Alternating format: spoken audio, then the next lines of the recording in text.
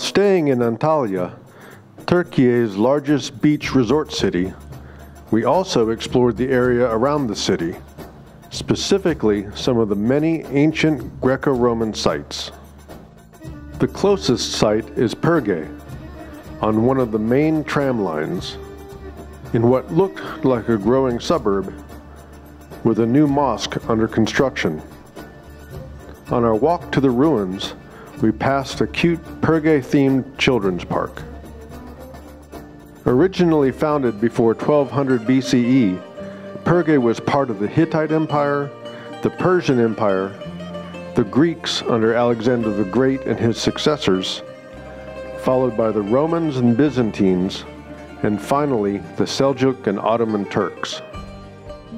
During the Roman era, according to the biblical Acts of the Apostles, St. Paul visited Perge twice, and the site is the start of the 500-kilometer-long St. Paul trekking trail. Most of what's visible of the city itself is along the columned line main crossroads. Much of the restoration has been privately funded, and donations get you a personally labeled column. While the streets all look to be covered in dirt, just beneath the surface, incredibly, it's all mosaic tile. And off to one side, there's a well-restored Roman mosaic floor that depicts a scene from the Trojan War, a story so ancient it was legendary even to the Romans. At the end of the main street, the Nymphaeon, or fountain, once bubbled forth water that ran down this channel and cooled off pedestrians. At the other end of the boulevard, the Hellenistic Gate, dating from the 3rd century BCE, is the oldest large structure still standing in Perge. These nearby Greek stone tablets likely date from that same period. On one side of the gate, the agora was once full of vendors and was where the city would go to shop. This stone marker advertised vendors' wares. One side was a butcher with a knife and meat hook, and the other sold fish. On the opposite side of the gate from the agora, the Roman bath is one of the most complete that we've ever seen. Walking from room to room, you get a feel of what it might have been like to be a patron 2,000 years ago. The heated room of the bath, or caldarium, exposes the underlevel, showing where the fires would have been lit.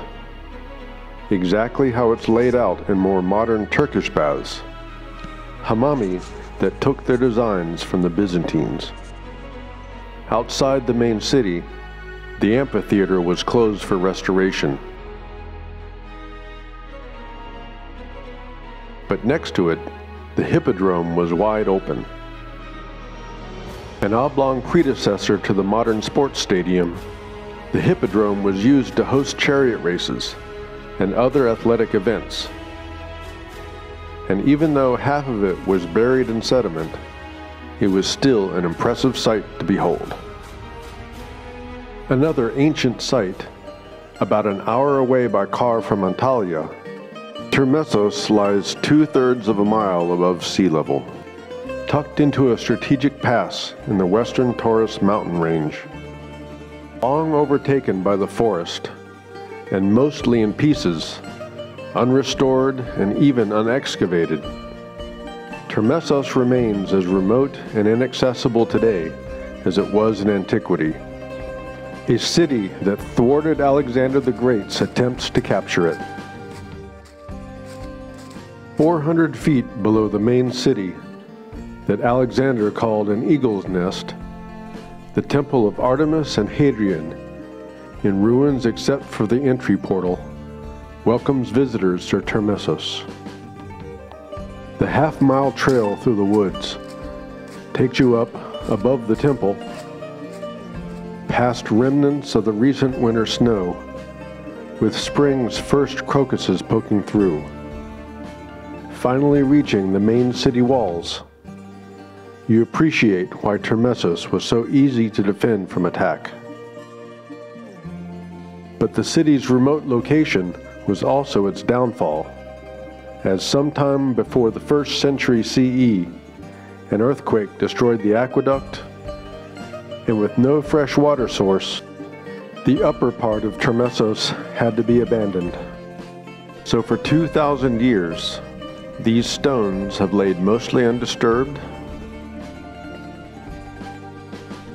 roads mostly untrod, shells of buildings left as they were for the forest to reclaim. At the far end of Termessos, the theater sits amongst a jumble of fallen blocks and columns.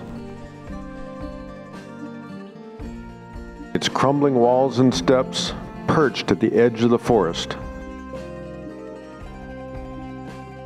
Precariously at the top of a cliff, the land falling away, the theater of the eagle's nest. The farthest site from Antalya that we explored was Side. About 2 hours away by car, its coastline is filled with beach resort hotels. Founded by Greek colonists 1,400 years ago and dedicated to the goddess Athena, the name is derived from the pre-Greek Luvian word for pomegranate, and both images are on Hellenistic coins found in Side. The largest and most developed of the sites that we explored, the ruins of ancient Side can be toured on modern roads with broad walkways. Though walking on the 2,000-year-old Roman roads was even more impressive. Built on a small peninsula, and not as defensible as Termessos, Side capitulated to Alexander without a fight.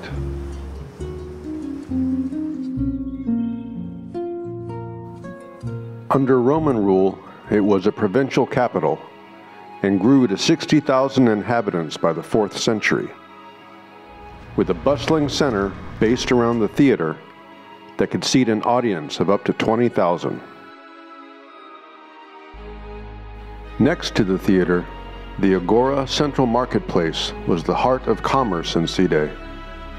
Houses, likely belonging to rich merchants, are next to the Agora. At the tip of the peninsula, Side is an active tourist town, built on top of the last civilization, like the Romans and Persians did before. And entire sections are paved with glass tiles.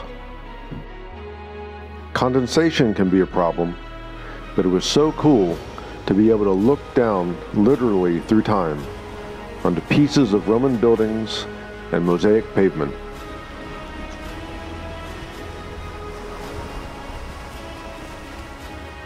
As impressive as the Side ruins are, there is a lot of renovation work ongoing.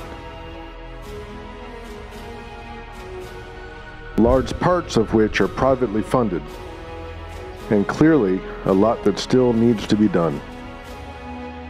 At the southern tip of the peninsula, the most iconic image of Side can be found at the temples of Athena and Apollo. The remaining Apollonian columns, with the arches of the Temple of Athena behind, on the edge of the Mediterranean, encapsulates the magnificence of this ancient city.